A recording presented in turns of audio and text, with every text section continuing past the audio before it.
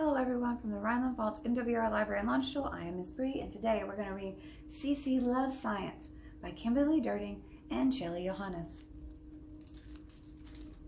Cece loved to ask questions. Her mother said her first word was why. Her father said her first word was how.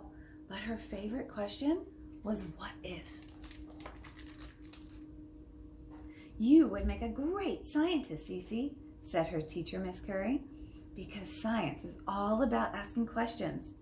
Do fish ever get thirsty? Cece wanted to know. They do, said Miss Curry. Do hummingbirds really hum? The sounds come from their wings, said Miss Curry. What if we jumped at the same time? Would the earth move? Good question, said Miss Curry. I think we should investigate. Miss Curry told Cece and her friends about famous scientists from history, such as Caroline Herschel, Thomas Edison, George Washington Carver, and Jane Goodall. She introduced them to many different sciences. Geology is the study of Earth. Biology is the study of living things. Entomology is the study of insects. One day, Miss Curry told everyone to pair up. For our next project, I'd like you to pick a science you are curious about and come up with a question to investigate, she said. Cece and her best friend Isaac were a team. They both loved zoology, which is the study of animals. Now, they just needed to think of an interesting question. First, they brainstormed a bunch of ideas. Science is all about possibilities. Is a bear ticklish? Cece asked. Do we really want to find out? Said Isaac. Do pigs know when they are smelly?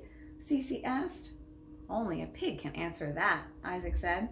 Keep thinking, said Miss Curry. A scientist thinks outside the box and never gives up. That night at dinner, Cece was explaining the project to her parents when her dog Einstein jumped up and started licking the food right off her plate. Einstein, down, said Cece's mother. Cece giggled. Her plate was licked clean, except for the broccoli. Look what Einstein did, she said. I guess neither of you liked your vegetables, her dad said, laughing. This observation gave Cece a great idea. Einstein could be their science project. Cece called Isaac. I've got it. Let's find out if dogs eat vegetables. Cool, said Isaac. Cece couldn't wait to get started. The next day after school, Cece and Isaac headed straight to Cece's lab to work on their project.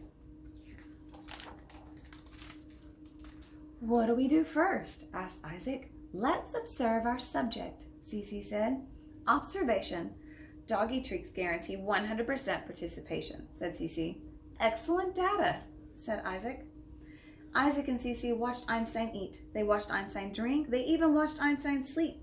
Sometimes science was about waiting and waiting and waiting for something really cool to happen. From our observations, we know Einstein loves to eat kibble and doggy treats, said Cece. Now we need to investigate our question, said Isaac. Do dogs eat vegetables?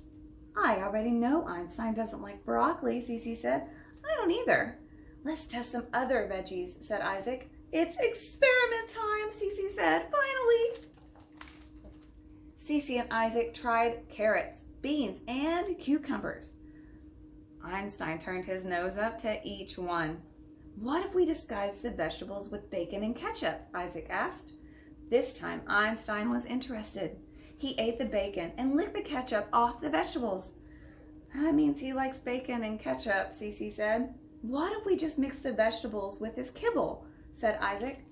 I bet he won't even know the difference, said Cece. Einstein ate all his kibble, but left the vegetables at the bottom of his bowl. Einstein might not eat vegetables, but he sure is smart, said Cece. Cece gave Einstein a treat and rubbed his ears. Good boy, she said. She looked at Isaac and shrugged. Now what? We're supposed to interpret our data, said Isaac. Einstein definitely loves to eat, said Cece. He sure doesn't like broccoli, said Isaac. He doesn't like any vegetables, said Cece. Not even if we coat them in bacon and ketchup, said Isaac. I guess Einstein's a picky eater, said Cece.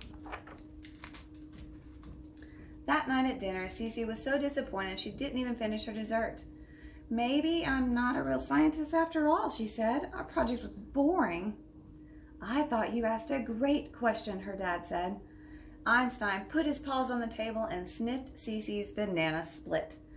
Einstein, Cece gaggled, naughty puppy. Her mother laughed and pulled Einstein away. He may not eat vegetables, but he sure likes bananas. That's when Cece remembered something Miss Curry had said. Scientists always think outside the box. What if we create a secret recipe using bananas, she said. Cece and Isaac rushed home after school and mixed together beans, carrots, cucumbers, and bananas in a blender. Are those still vegetables? Asked Isaac.